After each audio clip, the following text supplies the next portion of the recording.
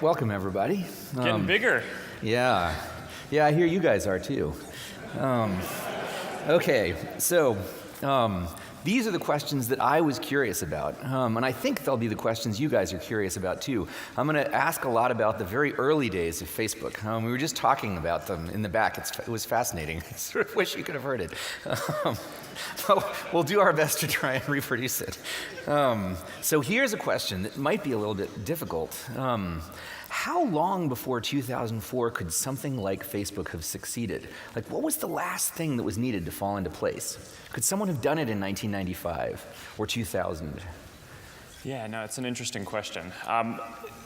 There were certain elements that we certainly bootstrapped off of and kind of used to hack early identity, right? So one of the things that people don't think about that often today is early on we wanted to establish this culture of real identity on the service. And there weren't really any other online services or communities where people were openly their real self before that. And one of the ways that we kind of determined that someone was really who they said they were and their credentials were real were everyone had school email addresses. And I don't know how much before 2004, I assume, probably around 2000, all schools started issuing email addresses, but that was really this critical thing that made it so that we could get started. But it was this counterintuitive thing that not many other services were using. So school email addresses were the original source of identity. Well, that's how we knew what school you were in. Right, and that you weren't just a sock puppet. Because you can't just get the school to keep creating new email addresses. Yeah. So it made it so that people couldn't sign up for fake accounts, right? Because people typically only have one school account. So being able to bootstrap off of that was this really nice early thing that helped us establish this culture of real identity. And then once we got to a few million people or 10 million people where that culture was established, it was able to bootstrap into something that was much bigger that kept most of that culture, even though now obviously most people in the world don't have emails that are issued by some institution that vouches for their identity. Now people log in through Facebook. Now you're the source of identity. Well, it comes around. Yeah. But to your question about when would it have been possible, one of the big trends that we see is that the amount that any individual shares in a given year seems to be growing at this exponentially increasing rate. Right? Zuckerberg's law. Yeah, I don't call it that, but other people do. You heard it here first. But it is this kind of social networking version of Moore's Law, and it's interesting. And what that suggests to me is, if we expect that this rate is going to double every year, then look out 10 years. 2 to the 10th is 1024, right? So 10 years from now, people will be sharing about 1,000 times as many things.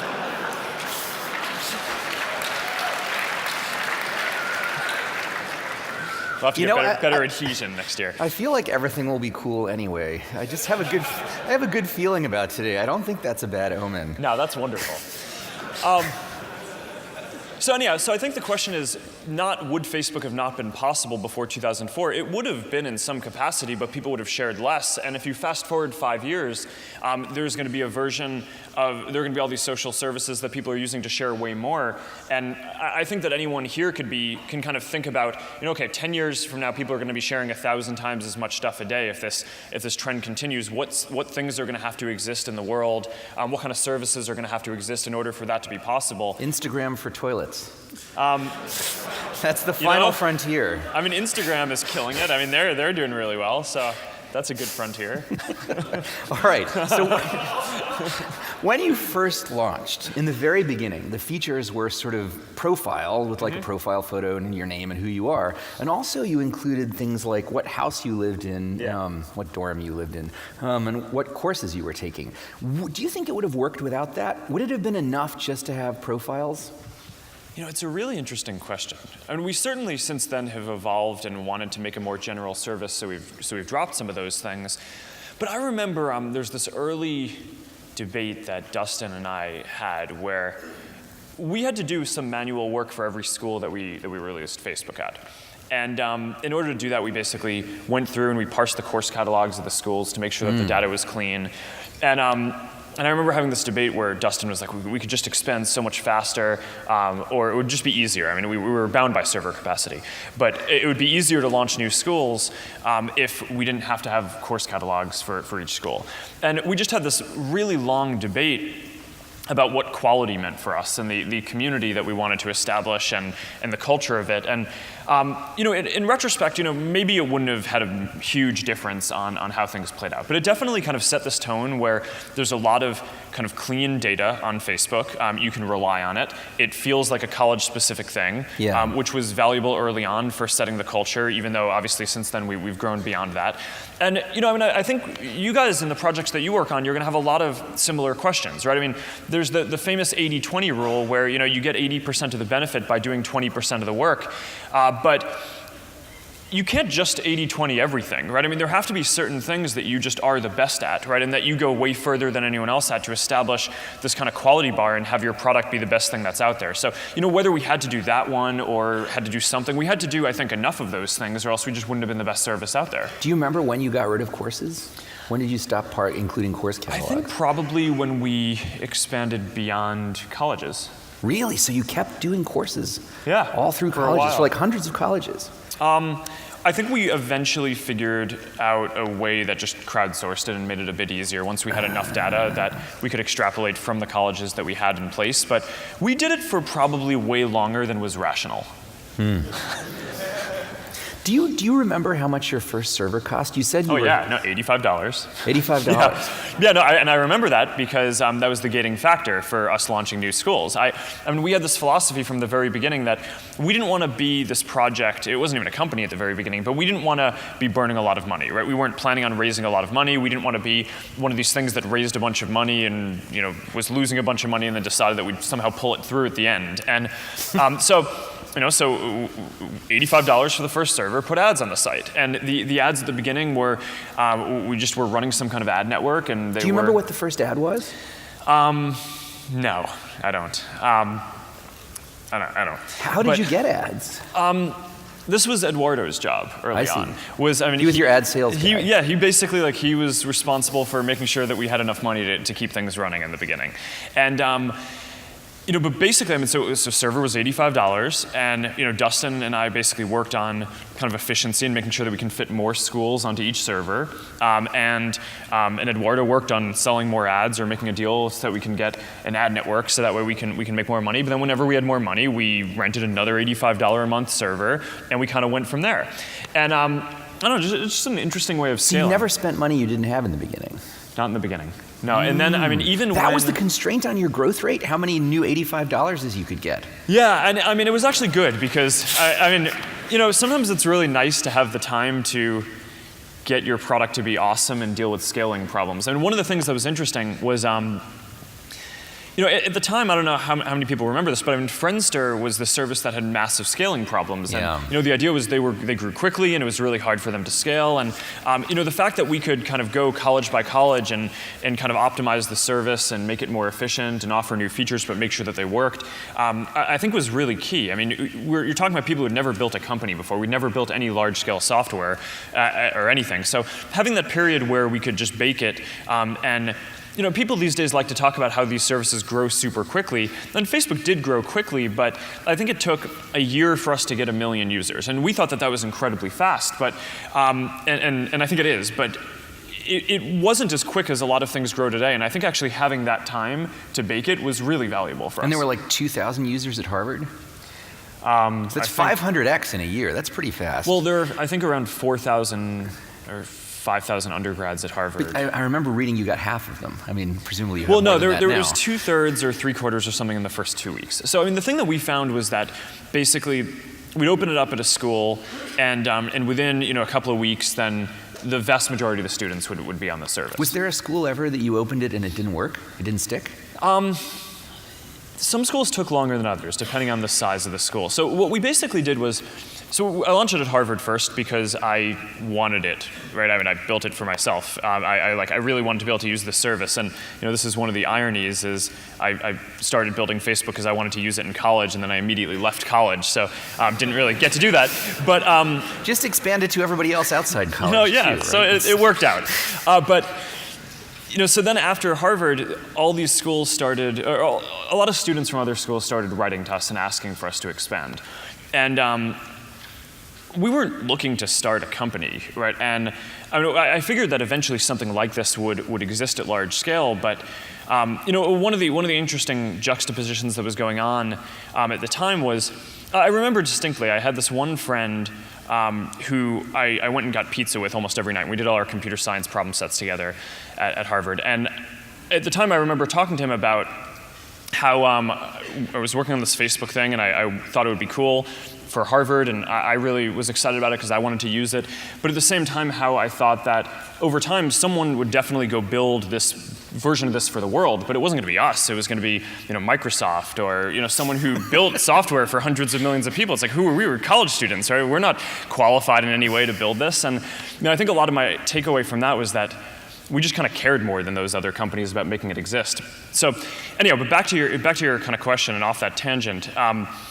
The first set of schools that we launched at after Harvard were schools that had other kind of school-specific social networks. So I think it was Stanford had something, Columbia had something, and I think Yale had something. So I think Why did you choose ones that had school-specific social network? Because they I wanted become to competitors? Well, I wanted to go to the schools that I thought would be the hardest for us to succeed at, because I knew that if we had a product that was better than everything else that other students were making at other colleges, then it would be worth investing in and putting time into. But I didn't want to just kind of like get into a project where there would end up being this huge legacy of maintaining it if ultimately there were just going to be different things that were as good as it. So, and we thought that this was going to be good, and we launched it at it was Yale, Stanford, Columbia, and yeah, I mean, pretty quickly, I think it just.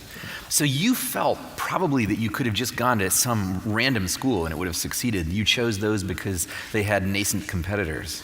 Yeah, I mean, I think what we saw at those schools was people wanted to use something like this, right? So we just wanted to make sure that what we had was like way better than anything else that was out there and worth, putting time into.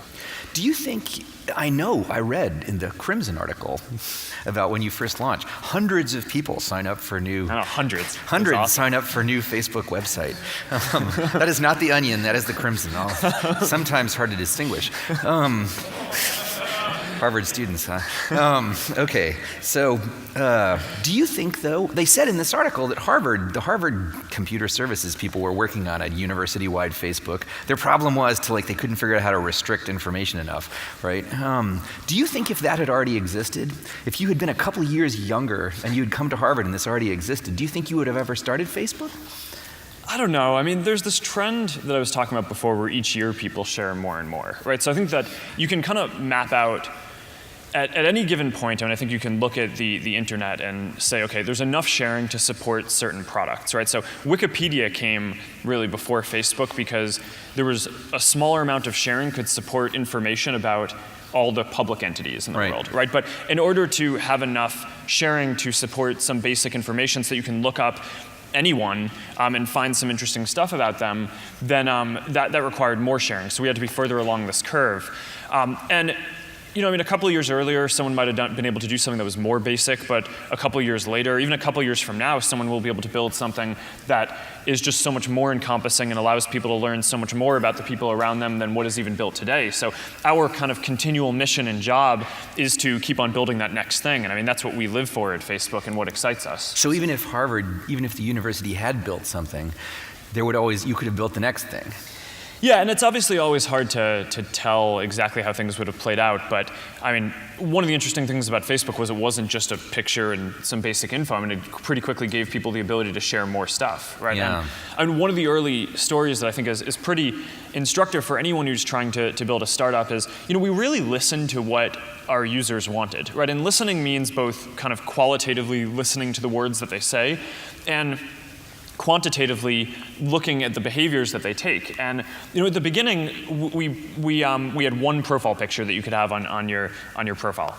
And what we observed was there was this behavior where a lot of people would every day upload a new profile picture.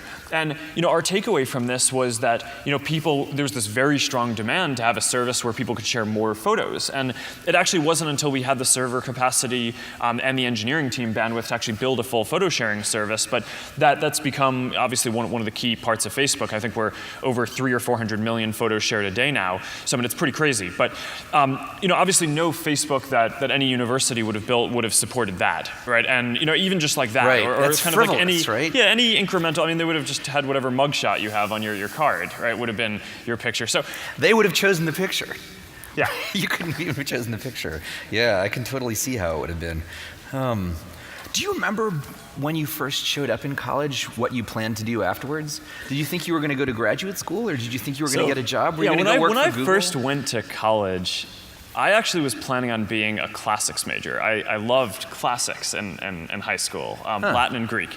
I found it fascinating.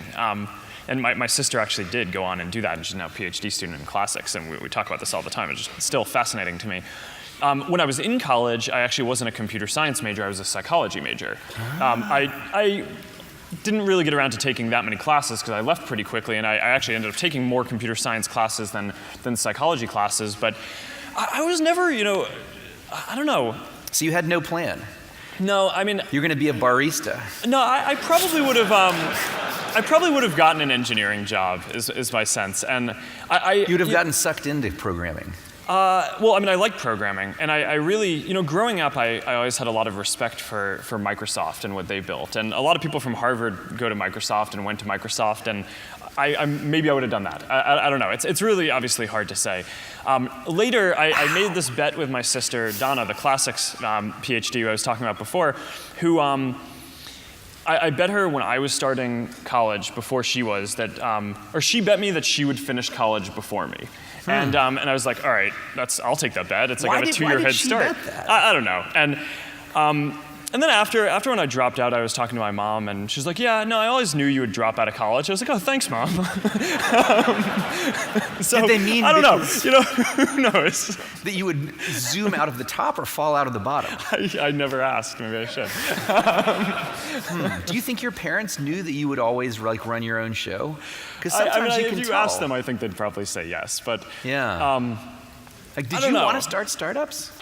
No, and I think that's actually a really interesting part of this for me is, and being at a place like this where obviously a lot of you guys are thinking about starting companies, and for me, so much of the lesson that I feel like I've learned is, I feel like it's really hard to decide to start a company, right? Facebook, I didn't start it to start a company. I started it because I really wanted this thing personally, and I believed that it should exist globally, although I wasn't quite sure that we would be able to play a role in doing that.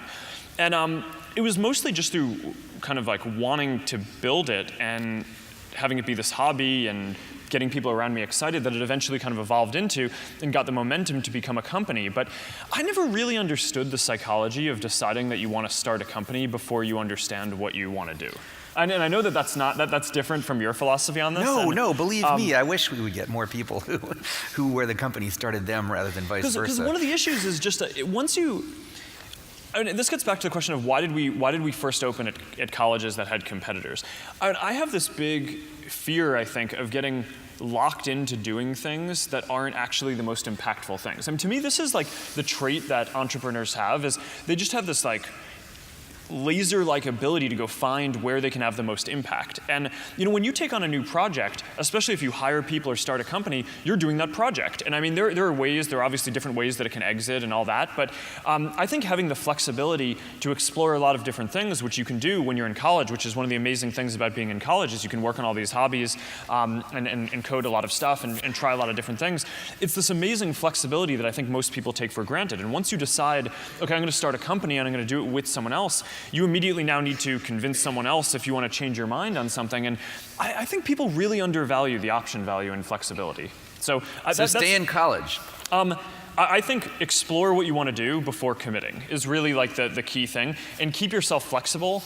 And no, I think that's...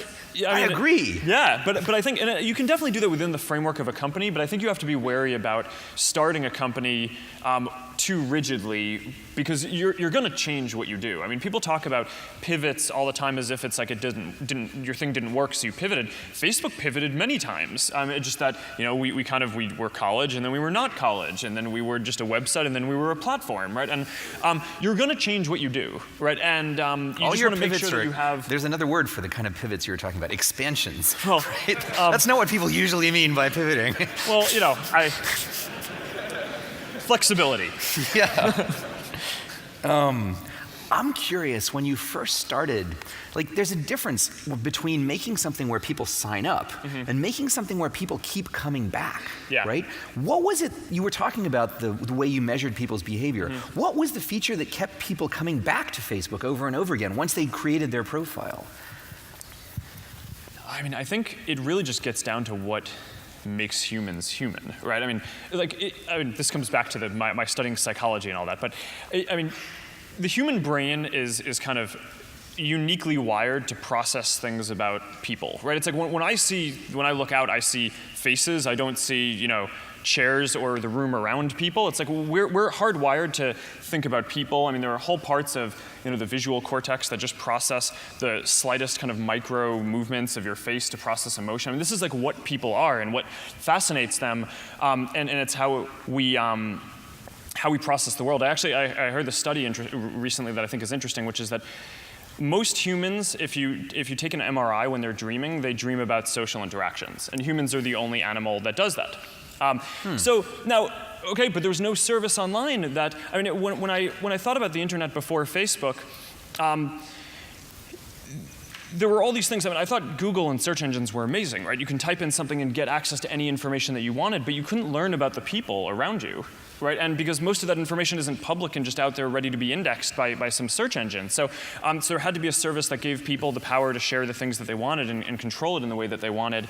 And Facebook did that. And I think that it's, one definition of technology that I think is interesting is it extends some natural human capacity, right? So glasses or contacts extend your ability to see, right? Steve Jobs once famously compared a computer to being a bicycle for your mind, right? And basically extending your ability to think. And I mean, the word computer is the Latin think together, right? So it's like you're thinking together. A social network, I think, extends people's very real social capacity. I mean, you hear all these approximations. I mean, there's this famous Dunbar's number. Humans have the capacity to maintain empathetic relationships with about 150 people, communities about 150 people. I think Facebook extends that. Right? Do you see evidence of that within Facebook, by the way? Do you see certain things that stop at 150? Naturally, when people sign up, the average amount of friends that they get is around 150, but then over time it can expand and you can keep in touch and stay in touch with many more people. So I think it's like, so given that, I actually think one of the lessons from that is like do something that's fundamental, right? I mean, I think a lot of people and a lot of the companies that I see are operating on small problems, right? And it's cool if you want to be an entrepreneur and solve what you're primarily trying to do is build a company and solve some tangible problem. But I think that the most interesting things operate on these phenomena in the world which are really just fundamental to how humans or the world operate. So what you did was something that was fundamental for a small market, and then you just expand the market from beyond Harvard students to everyone, but Harvard students are sufficiently like other people that it grows. And it was fundamental for me, right? It's like I felt this need really acutely. I really wanted this, right? And so yeah, and then I think that's one of the things that I think we were lucky about in kind of the expansion of the market was that it turned out that this wasn't something that was just for college students. Almost everyone in the world has friends and family and want to stay in touch with those people, so it ended up being a pretty ubiquitous service. In retrospect, this is a bit of a controversial question perhaps, but in retrospect, do you think MySpace had a chance once you started and you got all the college students? I mean, the college students are arguably like the center of gravity socially, right? You own all the college students. It feels like, from the point you start expanding out of Harvard, MySpace might not have known it. Maybe you didn't even know it, but it seems like in retrospect they were doomed. I don't see it that way, actually. They could have won. No, it's not about winning and losing. It's about doing something that's valuable, right? And there are more than one. More than one social network? Not really. There are many.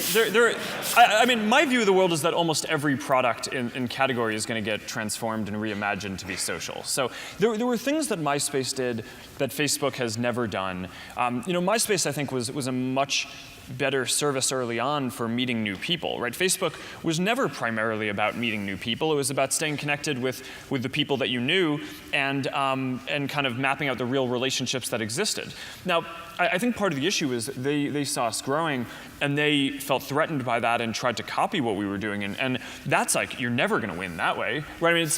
I think of all these interesting social services and apps that are getting built today. I mean, think about all the new apps that you guys install on your phones.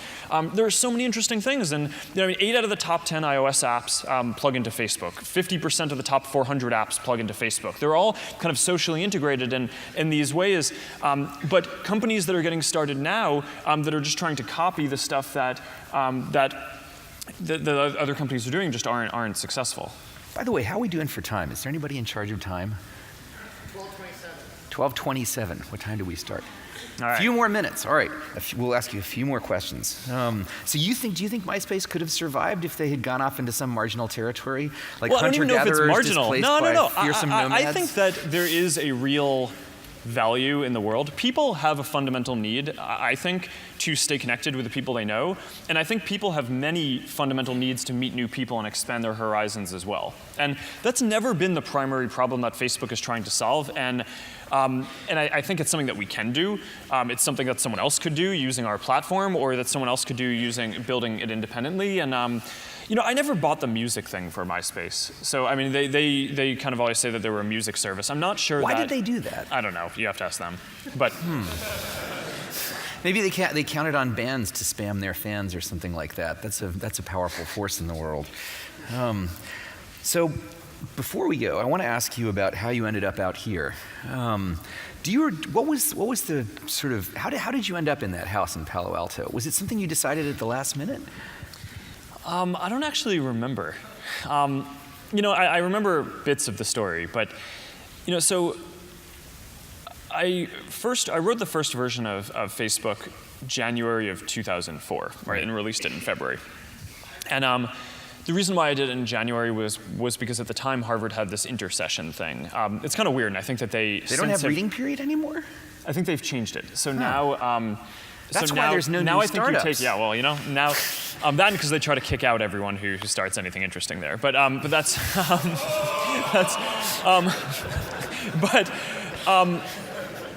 no, I think that they're actually trying to change that. But it is striking. Now they've made it, I think, so finals are before you go away for holidays. But they had this thing before where in January. You basically just have this dead month where you could study for finals. So I was like, all right. Where you could study for finals. You could study for finals. Hypothetically, if you wanted to, you could study for finals. I wondered when I saw it was started in January. It was started in reading period. Yeah. And it was because you had this time where you weren't too busy with stuff. Yeah. Although I actually, I probably should have been studying. There's this other story that I think is very funny, which is I was taking this course, Rome of Augustus, and it was one of the core curriculum classes that we had, and the final was. There are these pieces of art that you study throughout the class, and then they give you some, on the final they show you some of the pieces of art, and you have to write about the historical significance of them. And I hadn't really done much of the reading in the class. I mostly just spent my time programming and building stuff that I enjoyed. And I could have used reading period to study for this, but instead I spent it building Facebook. So instead what I did was I hacked together this website where I went and downloaded from the course website the 200 or so images that were going to be potentially on the final. And I just built this very simple site, where it showed one of the images, and then you could contribute what you thought was significant about it, and then you could see what other people thought was significant about it. And then you could go to next, and it would pull up a random one. And then I emailed it to the class list, and I was like, hey guys, I built this study tool, if anyone would find this interesting. And everyone just populated this thing for me, and it was wonderful. And the professor after that, I think mentioned that the grades on the final had never been higher before. So